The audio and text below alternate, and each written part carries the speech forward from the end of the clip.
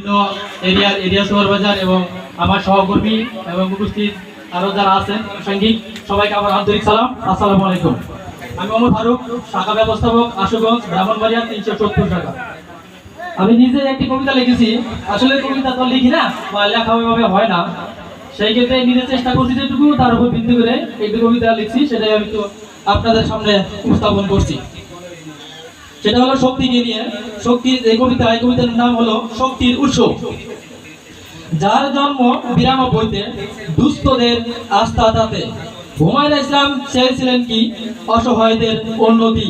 কেউ যখন ছিল না পাশে, শক্তি তখন কাছে আসে। বস্তিবাসীর অসহায় দেখে হুমায়ুন ইসলামের চোখে ভাসে। নিজের চিন্তা না করে অসহায়দের কথা ভেবে লক্ষ্য স্থির ঠিক করে।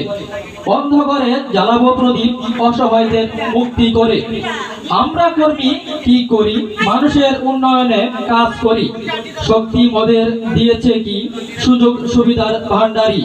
শক্তি আরো দিয়েছে কি ইনসেন্টিভের ক্যাটাগরি। শক্তি এসে করেছে কি সদস্যদের উন্নতি। সদস্যরা আরো চায় কি নিজেদের স্বাস্থ্যের উন্নতি। শক্তি তাদের দিয়েছে কি স্বাস্থ্য অনুদানের ভিন্ন রীতি।